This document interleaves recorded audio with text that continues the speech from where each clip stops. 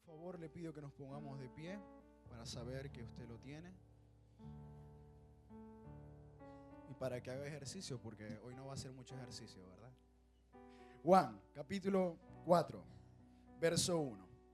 Dice así la palabra de Dios. Cuando pues el Señor supo que los fariseos habían oído decir: Jesús hace y bautiza más discípulos que Juan, aunque Jesús no bautizaba sino sus discípulos, salió de Judea y se fue otra vez a Galilea, y era necesario pasar por Samaria. Fue pues a una ciudad llamada Sicar, junto a la heredad que Jacob dio a su hijo José, y estaba allí en el pozo de Jacob. Entonces Jesús, cansado del viaje, se sentó junto al pozo. Era como la hora sexta. Señor, gracias por tu palabra, gracias por tu espíritu. Señor, háblanos. Tú eres, oh Dios, el maestro por excelencia, el predicador por excelencia. Tuya es la gloria, tuya es la honra. Tú eres el único merecedor, y a ti, Señor, te la damos hoy. Habla, Espíritu de Dios, aún a pesar de nosotros mismos, a pesar de Dios, como la mujer samaritana que puso excusas, que le dio rodeos para no recibir la palabra o para no verse confrontada en alguna forma. A pesar de eso, Señor, tu gracia y tu amor la alcanzó. Nosotros en esta mañana, Señor, tengamos un corazón humilde, sencillo, para recibir, oh Dios, tu palabra, para recibir, oh Dios, tu revelación. Te bendecimos, Padre amado, y dejamos este servicio en tus manos, en el nombre de Jesús. Amén. Amén. ¿Se puede sentar? La enseñanza del día de hoy está titulada como un cántaro olvidado. Y su contexto se desarrolla dentro del contexto de una vida de adoración. Y necesitamos primero definir qué es la adoración, necesariamente. La adoración es aquel acto de entrega, de rendición. Es aquel acto donde nosotros, de manera consciente y en el espíritu y de forma genuina, nos entregamos a la presencia de Dios. Y es que hay un principio que muchas veces, a pesar de que hemos escuchado, desconocemos o simplemente no vivimos. Y es que en la adoración íntima, en la adoración en lo secreto, hay cosas que jamás Dios va a compartir en público. Es decir, hay cosas que están reservadas a lo secreto. Hay niveles en la profundidad de Dios donde jamás vas a alcanzar estando en la iglesia un domingo reunido, un lunes reunido. Y es que los mayores secretos, las mayores revelaciones de Dios no han ocurrido en grandes estadios, no han ocurrido en grandes congregaciones, no han ocurrido en grandes eventos. Las mayores manifestaciones de quién es Dios, de cuál es su amor, siempre han ocurrido inevitablemente en lo secreto. Porque en lo secreto está la confianza, está la intimidad para transmitir, para revelar aquellas cosas para aquellos que son íntimos. El salmista David sabía muy bien este principio. Cuando hablando de Moisés, dijo lo siguiente. Varias ocasiones el pastor, yo sé que ha hablado de esto, lo ha mencionado. Salmo 103, verso 7 dice lo siguiente, y aquellos que toman nota pueden tomar nota. Dice: sus caminos notificó a Moisés y a los hijos de Israel sus obras. Y aquí una gran diferencia abismal entre lo que es notificar y simplemente ver. Dios está revelando a través del salmista David un gran secreto. Y es que un hombre al cual Dios le llama amigo, le empieza a revelar algo. Le dice: mira, mi amigo Moisés, esto es lo que voy a hacer. Pero el pueblo de Israel simplemente veía lo que Dios estaba haciendo. Y yo no sé tú, pero yo no simplemente quiero ver a Dios pasar. Yo quiero ser de los que están cercanos a lo que Dios está haciendo. Quiero entender lo que hay en el corazón de Dios y lo que a Él le preocupa. Mira, mi hermano, Ezequiel, el profeta, en visión Dios le mostró lo que conocemos como el río de las aguas salutíferas. Estaba allí en la presencia de Dios. Dios lo lleva en visión al templo de Dios. Y allí salió un río del templo. Y la palabra de Dios dice que un hombre, un ángel, lo lleva hasta el agua. Y el agua en principio le llegaba hasta los tobillos. Después lo manda a pasar y el agua le llega hasta las rodillas. Después hasta la cintura. Y después simplemente lo cubría hasta los hombros. Y después estaba cubierto, tenía que nadar. Hay momentos, hay lugares en la presencia de Dios donde no simplemente tenemos una experiencia de algo que ocurre en la iglesia, sino que tenemos un momento de intimidad y tenemos una vida de intimidad con Dios. Cuando eso ocurre, ya no hay otra necesidad que vivir en la presencia de Dios. Te acostumbras. ¿Sabes lo que me refiero? Te acostumbras a depender del agua que te rodea, que estás flotando. Como decía un predicador que tuvimos el día viernes, tus sentidos se ven afectados por el agua, tu vista se ve afectada por el agua, tu dirección se ve afectada por el agua, porque es un río y hay corrientes. Dios tiene un mover, Dios tiene un cauce.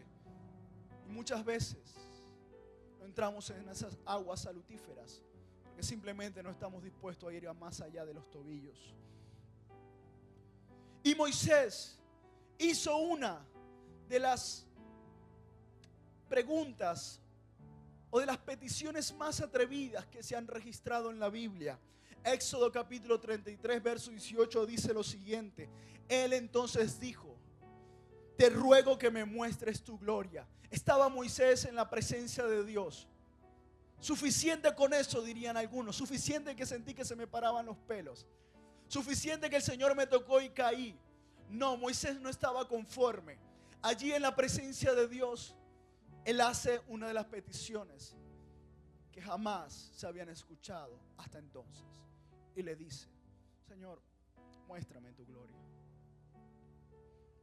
Yo tengo una necesidad de ti. Quiero que te reveles a mi vida. Quiero que el pueblo, porque necesitamos de tu revelación, venga hacia mi vida. Muéstrame tu gloria.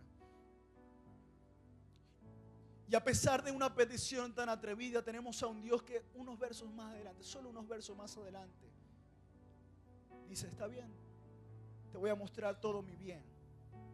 No te voy a mostrar mi rostro, porque no hay hombre que me haya visto y haya vivido, pero le mostró todo lo que podía ser mostrado.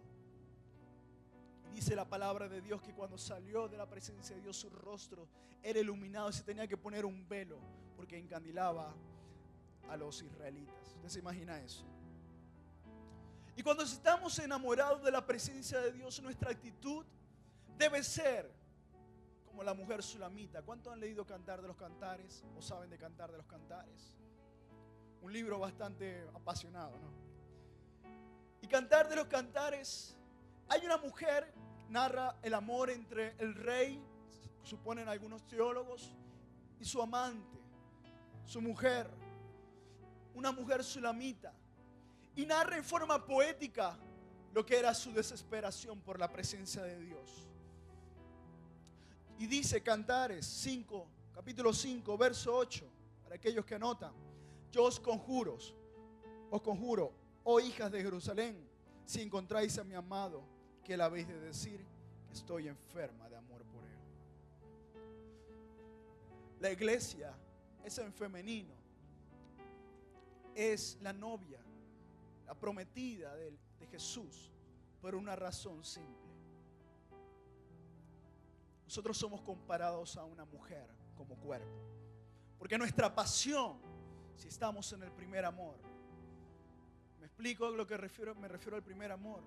Si estamos enamorados de la presencia de Dios, si estamos como aquel día, la primera vez que venimos a los pies de Cristo, que entendimos: tú me sacaste de aquí, ahora yo estoy aquí, no lo merezco, pero me has decidido llamar. Esa actitud, como el de la mujer sulamita, es la que debemos tener. Si por algún motivo en el proceso hemos perdido esa pasión, hemos perdido ese enamoramiento, hemos perdido esa desesperación, y entiéndeme algo, esto no tiene nada que ver con emocionalismo, no, para nada, porque yo diría que hay 3 etapas en el verdadero amor. Hay la etapa del enamoramiento.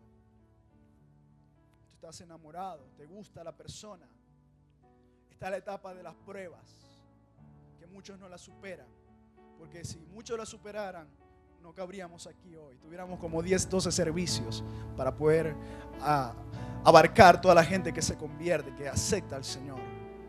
Y está la tercera etapa, y es la etapa de la madurez.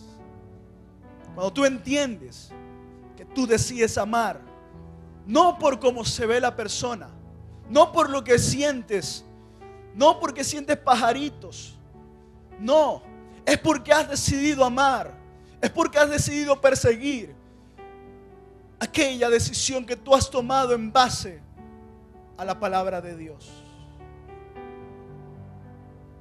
Pero nunca se debe perder el primer amor, porque es la llama que lo mantendrá vivo. Pero si todo lo llevamos simplemente al racionalismo, al conocimiento y ya, las letras son muertas, y no vale de nada perder el primer amor. Había una mujer en el verso que leímos, el capítulo que leímos el día de hoy. Quiero que abran sus Biblias, aquellos que la cerraron, Juan capítulo 4.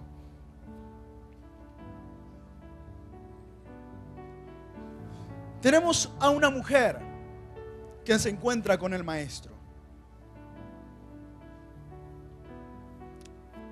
Y Jesús, por razones ministeriales, como leemos en el primer pasaje, decide salir de Judea y se va a Galilea a continuar su ministerio. Pero dice la Escritura que era necesario que él pasara por una tierra llamada Samaria, donde específicamente paró en un lugar llamado Sicar, que significa hombros, y que hace referencia históricamente a un lugar elevado, es decir, era una montaña probablemente. Así que Jesús, dice la palabra, que era necesario pasar por allí. Él tenía una urgencia, tenía un propósito, tenía un llamado que cumplir en esa tierra. Mi hermano,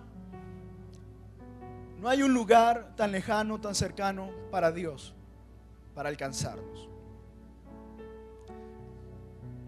Alguien decía, también el viernes, aquellos jóvenes que vinieron el viernes, sé que fuimos grandemente bendecidos.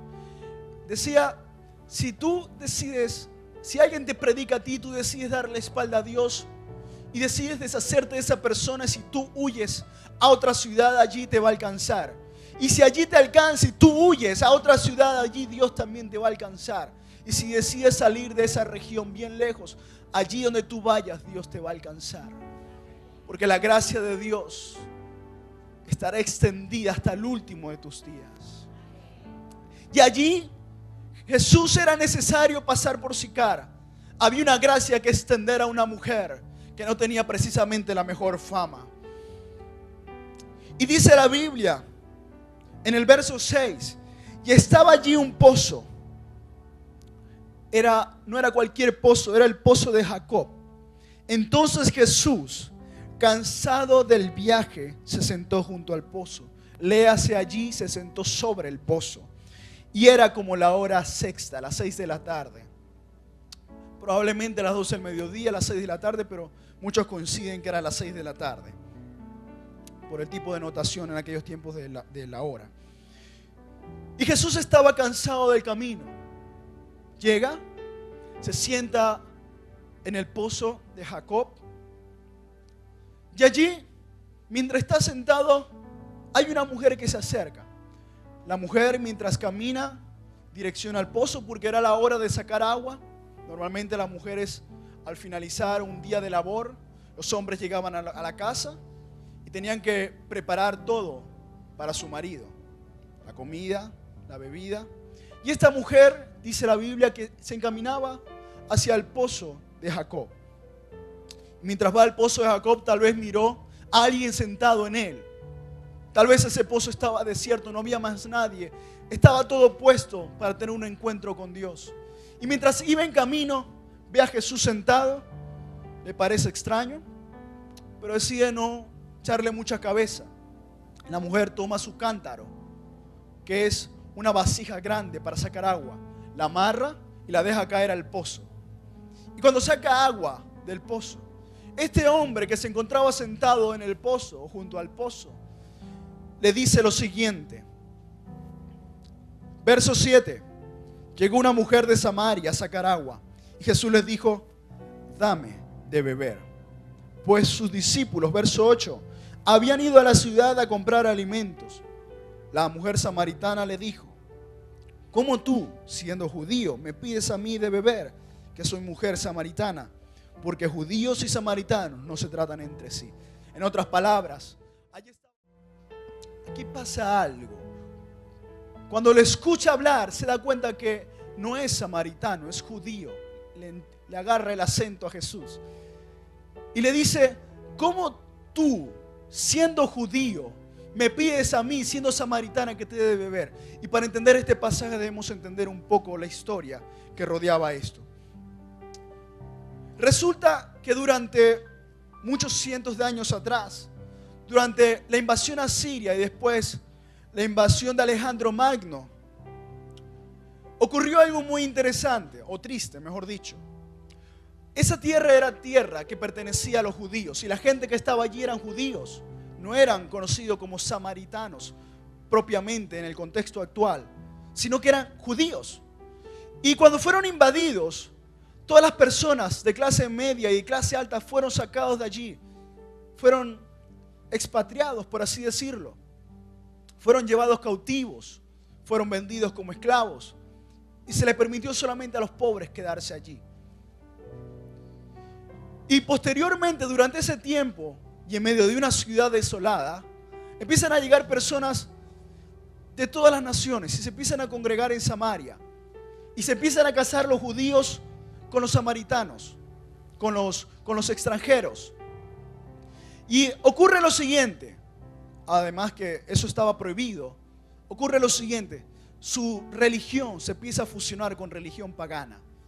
Y finalmente, la pureza que ellos habían declarado un día ya no la tenían y era considerado un pueblo apartado de Dios. Así que esta mujer dice: tú, judío, extranjero, ¿te acuerdas cuando fuimos excluidos por ti, por tu pueblo? ¿Te acuerdas, verdad? Cuando fuimos echados porque nuestra sangre se contaminó, porque tomamos decisiones que no fueron nuestra culpa, tal vez en principio, pero definitivamente caímos. Y allí estaba esta mujer con ese sentido nacionalista, ese orgullo roto, diciendo: tú que eres judío, me pides a mí agua. Y no solamente eso, lo que quería decir, me pides que además beba del mismo vaso. Mi hermano, yo no sé qué concepto tú tienes de Dios, pero el Jesús que yo conozco está dispuesto a tocar nuestra suciedad, por así decirlo, para rescatarnos. Acercarse a lugares donde nosotros no pensábamos que Dios se podía acercar para sacarnos. Dios no participa en alguna forma del pecado, no me malinterprete, ni tampoco se congracia en él. Pero Él está dispuesto a ir a donde ningún familiar, ningún pastor o ningún líder tal vez estaría dispuesto a ir. Así que la curiosidad de esta mujer se levanta. Y la mujer samaritana, en el verso 10, mejor dicho, Jesús le responde y le dice: si conocieras el don de Dios y quién es el que te dice dame de beber, tú le pedirías y Él te daría agua viva. Y aquí es donde comienza nuestra enseñanza en cuanto a lo que Jesús no solamente nos está pidiendo, sino lo que está dispuesto a ofrecer. Tenemos una mujer que no sabía lo que estaba ocurriendo. Estaba viendo un extranjero cualquiera. Y Jesús le dice: mira, tú tienes dos problemas. Primero, no conoces el don de Dios, no conoces lo que yo tengo. Y dos, no conoces quién soy yo. Y el que te dice dame de beber, en otras palabras, le dice algo así como esto: yo te he pedido agua ordinaria, un don inferior, algo secundario, y tú estás vacilando, tú estás dudando.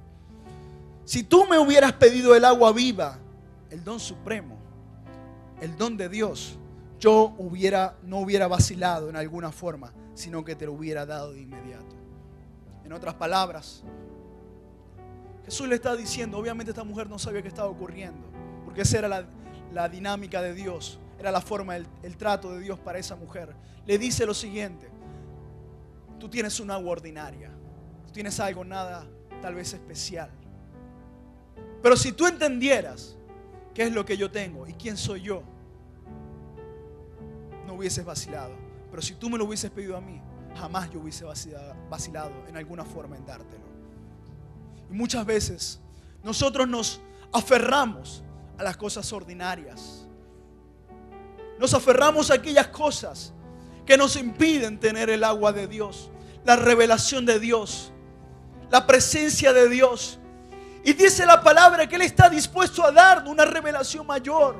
Él quiere llevarnos más profundo, pero nos atamos, nos aferramos a cántaros, a cosas ordinarias de la vida, y no estamos dispuestos a decirle: Señor, toma el cántaro, llénalo con tu presencia, llénalo con tu agua. Estoy cansado de llenarlo con cosas ordinarias. Estoy cansado de ver lo mismo, porque tomo esta agua y no me sacia. Genero riqueza y no me sacia. Trabajo y no me lleno. Busco en mi familia, busco en mis amigos unidad, cercanía, una amistad, y nadie llena mis expectativas. Estoy cansado de dar vueltas. Y si tú entendieras, si nosotros entendiéramos del todo lo que significa que Jesús está pidiendo que le demos el cántaro, y me incluyo, tal vez ninguno de nosotros estaríamos aquí, por así decirlo, en la posición no geográfica, sino espiritual, en cuanto a lo que debiéramos estar haciendo. Jesús le dice: mira, no lo sabes. ¿Qué tengo yo? Y no sabes quién es el que te lo da. Y le dice que Él le daría agua viva. ¿Qué es esta agua viva? Ya se los voy a explicar. Verso 10, verso 11. La mujer le dijo: Señor, no tienes con qué sacarla, y el pozo es hondo. ¿De dónde pues tienes el agua viva? Esto es lo que ocurre. Ella ve dos problemas. Muchos de nosotros ponemos la medida humana a la medida de Dios, y queremos darle los recursos que nosotros usamos a los recursos de Dios. Señor, si tú me dieras ese contacto, si tú me dieras esta oportunidad, si tú me dieras este trabajo. Mi hermano, hay una frase que en estos días escuché que abrió mis ojos en muchas maneras. Las circunstancias no van a hacer mejor tu carácter. El cambio de circunstancias no va a hacer que tu carácter en alguna forma, o tu condición interna de alguna forma, cambie. Nosotros no necesitamos ponerle la medida a Dios. Dios pone la medida. Cuando tú dices: Señor, lléname el vaso hasta aquí, el Señor dice: no, yo no lo lleno hasta allí, yo lo hago que rebose. Yo hago que cuando yo echo, todo se llene. Y así es como Dios hace la cosa. Y dice: tú tienes dos problemas, extranjero. Número uno, no tienes un cántaro como yo. Y número dos, aunque te prestara mi cuerda, no puedes llegar a lo más profundo, a donde sale el agua viva. ¿Qué es el agua viva? La palabra que se usa en ese texto es manantial. Allí en ese pozo, esta mujer estaba sacando el agua ordinaria, el agua que estaba arriba, pero en el fondo surgía un manantial de la misma montaña, un agua fresca. Y Jesús le está diciendo: yo tengo un agua que tú no tienes. Y el agua que yo tengo no es como la tuya, que está podrida probablemente. El agua que yo tengo la puedo sacar de lo más profundo, de un lugar que tú no puedes alcanzar. Y la mujer dice: ok, aquí pasa algo. Y es de esta forma que entendemos el verso que viene. Verso 12. ¿Acaso eres tú mayor que nuestro padre Jacob, que nos dio este pozo, de cual bebieron él, sus hijos y sus ganados? ¿Acaso eres tú mayor que la palabra que me puede dar un pastor? ¿Acaso tú eres mayor que la palabra que me puede dar un profeta? ¿Acaso tú me puedes revelar y llevar a lugares donde la gente no me puede llevar con los mejores recursos, los mejores contactos, la mejor revelación? ¿Acaso tú eres mejor que eso? Buena pregunta, ¿no?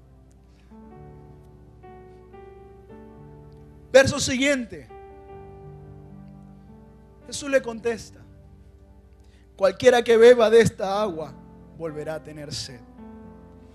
Pero el que beba el agua que yo le daré no tendrá sed jamás, sino que el agua que yo le daré será en él una fuente de agua que salte para vida eterna. Allí esa palabra es derrame también, salte, que cae. Y le dice, mira, en el verso 15 le dice, la mujer le dijo: Señor, dame esa agua para que no tenga yo sed ni venga aquí a sacarla. Se dice que probablemente la mujer caminaba mucho para llegar hasta allí.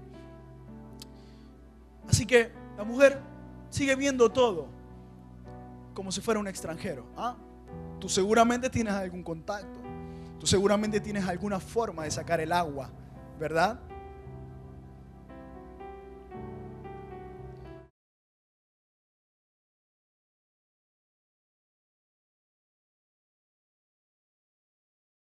Samaritana al siguiente paso y le dice lo siguiente, verso 16: y Jesús le dijo: ve, llama a tu marido acá y ven, a tu marido y ven acá. Respondió la mujer y dijo: no tengo marido. Ya, eso fue todo. Y tenemos una mujer que le da duro a la lengua, ¿verdad? Buenísima hablando. Y de repente tenemos a un Jesús que le dice: llama a tu marido y ven, te lo voy a revelar. Te voy a mostrar cómo lo hago, pero llama a tu marido. Y dice: no tengo marido. Y Jesús le responde lo siguiente. Verso 18, 17. Y respondió la mujer y dijo: no tengo marido. Jesús le dijo: bien has dicho, no tengo marido. Porque 5 maridos has tenido y el que ahora tienes no es tu marido. Esto has dicho con verdad. Claro, a nadie le gusta hablar de sus 5 maridos, ¿verdad? O los 5 pasados. Mira, lo siguiente que va a hacer Dios. ¿Cuántos son adoradores acá? Tú quieres ser un adorador en espíritu y en verdad. Quieres deleitarte ante la presencia de Dios, tener el río de agua viva en tu casa, en tu familia, en tu negocio, en tu trabajo, en tus amistades. Quieres tener el río de agua viva. Déjame decirte que solamente hay una condición. Dile que está a tu lado: separación. Y Jesús de repente hace una separación radical acá. Estaba hablando de cosas naturales, según la mujer, pero ahora hablaba de cosas espirituales. Y le dice: ve y llama a tu marido. Y lo que estaba haciendo Jesús era separar su deseo, su necesidad de lo que Dios estaba dispuesto a darle, que era el agua viva. Y para eso era necesaria una condición: que dejara su pecado.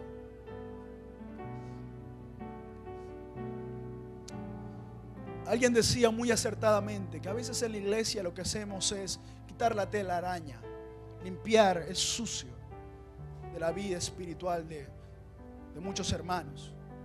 Pero el problema no es quitar la telaraña, el problema es matar la araña. El problema está que nosotros queremos vivir aún en sus tierras. Y tal vez a esta mujer le tocaba ir sola, porque era la hora donde las mujeres salían a buscar agua. Y tal vez le tocaba ir sola porque ella buscaba el pozo más lejos, para que otras mujeres no las menospreciaran. Muchas veces nosotros evitamos los problemas, no confrontando los problemas interiores, no resolviendo los problemas pasados. Mi hermano, cuando no perdonamos, cuando no resolvemos las cosas con nuestros padres, con nuestros hermanos, con nuestros amigos, te voy a decir qué es lo que pasa. Tú le pones el pie a la manguera, paras el río de Dios en tu vida. Y no puede el río de Dios fluir si no estás dispuesto a separarte. La presencia de Dios no puede fluir, la revelación no puede fluir si no estás dispuesto a dejar. Y sabes, Alguien decía muy acertadamente que se necesita valentía para decir la verdad, pero también se necesita mucha valentía y aún más para recibirla. Y la verdad es que no nos gusta asumir las verdades, porque las verdades duelen muchas veces. Y cuando somos confrontados con la verdad, decimos, es verdad que tengo problemas con mi mamá, tengo problemas con mi papá, tengo problemas con mi esposo, tengo problemas con mis hijos. Tengo una ira. Y no hay nadie que haya estado airado que no crea que no tenga la razón. Y tenemos que entender que no se trata de la otra persona. Se trata del río de Dios que hace falta que fluya en nuestras familias y en nuestras vidas. Amén. Así que la mujer le dice lo siguiente, verso 19. Señor, me parece que tú eres profeta. Y ahí se le soltó la lengua otra vez. Nuestros padres adoraron en este monte, verso 20. Pero vosotros decís que en Jerusalén es el lugar donde se debe adorar. Pasó de ser un extranjero a ser un profeta. Y pasó de una mujer que no habla nada espiritual a hablar las cosas espirituales. Lo mejor que sabía hacer era desviar la atención del problema. Cuando tú crees que tú ya a veces solucionaste un problema o simplemente le pasaste por alto, déjame decirte que Dios es el mejor desviando aquellos golpes que tú tiras al aire para hacerte volver al punto de partida. Y es que la presencia de Dios necesita correr. Y esta mujer le dice, mira, nosotros decimos que es aquí en el monte, en este lugar, en Sicar. Ustedes dicen que es en Jerusalén. Y Jesús le responde algo que en el día de hoy no vamos a profundizar, pero le dice lo siguiente, verso 21. Jesús le dijo, mujer, créeme que la hora viene cuando ni en este monte ni en Jerusalén adoraréis al Padre. Vosotros adoráis lo que no sabéis. Nosotros adoramos lo que sabemos, porque la salvación viene de los judíos. Verso 23. Pero la hora viene y ahora es cuando los verdaderos adoradores adorarán al Padre en espíritu y en verdad, porque también el Padre tales adoradores busca que lo adoren. Ahora tenemos al forastero convertido en profeta, enseñándole acerca de la adoración. Y le dice lo siguiente: la adoración no es como tú crees. No es en un lugar geográfico, es en un lugar espiritual. Y lo que le dice es lo siguiente, porque tal vez el tema sí le interesaba a la mujer, porque si no Jesús no le hubiese esquivado la pregunta. Y le dice lo siguiente: mira, olvídate de lo que dicen los hombres. A ti lo que te importa es lo que diga yo.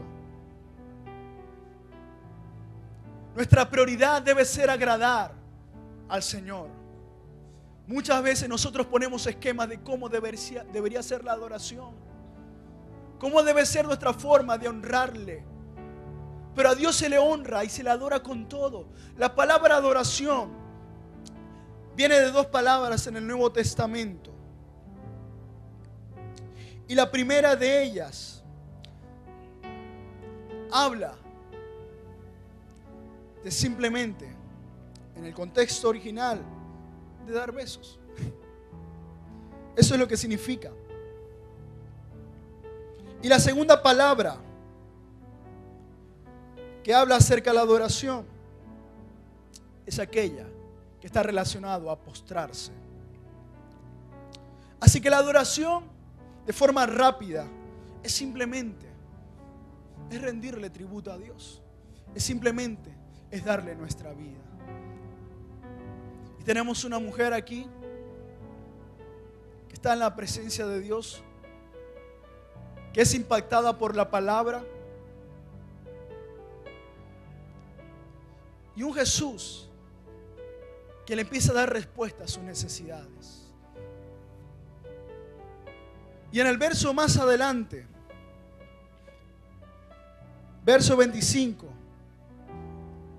dice así: sé que ha de venir el Mesías, llamado el Cristo.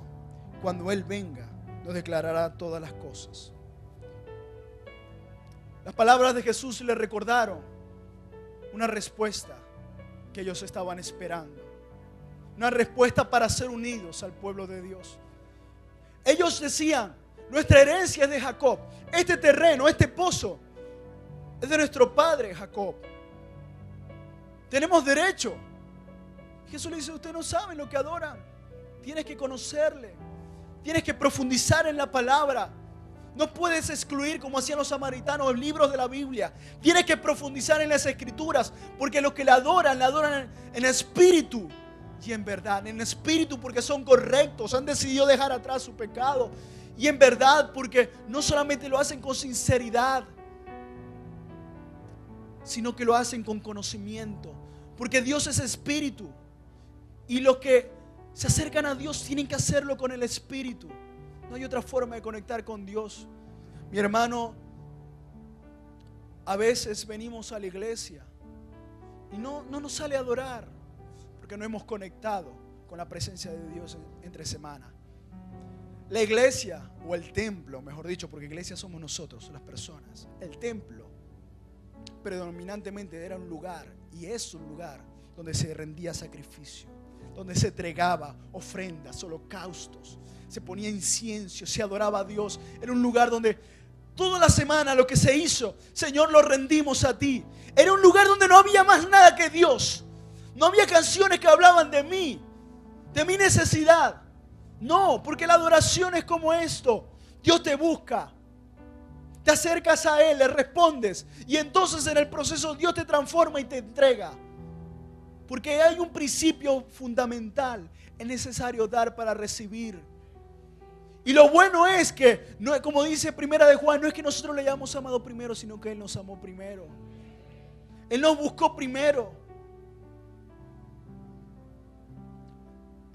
Así que la adoración no comienza en domingo, no comienza en lunes.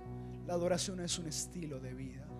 La adoración es una vida de entrega, de obediencia, de mantener todo el tiempo el incienso prendido, la presencia de Dios encendida en nuestro hogar.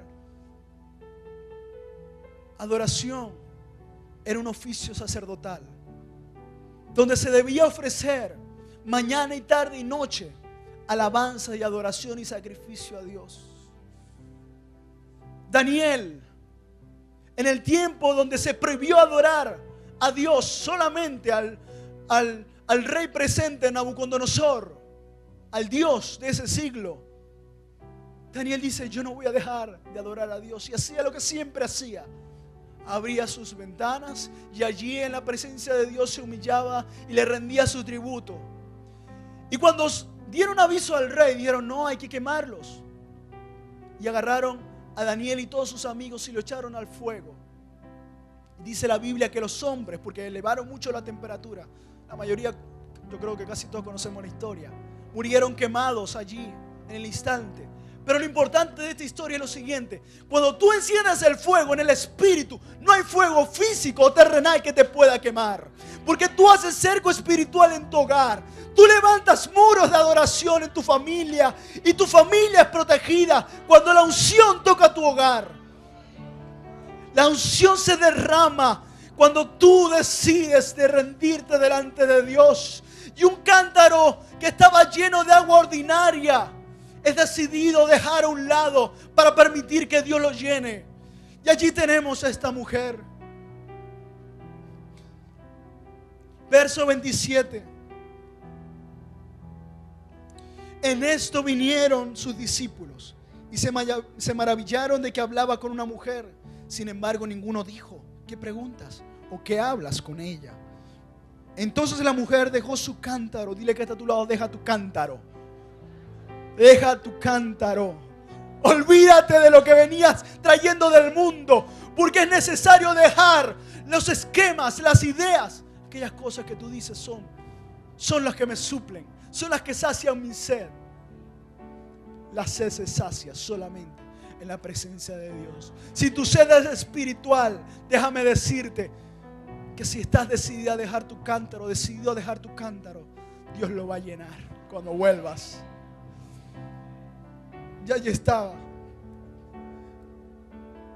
Juan capítulo 7, verso 37, acompáñeme, por favor.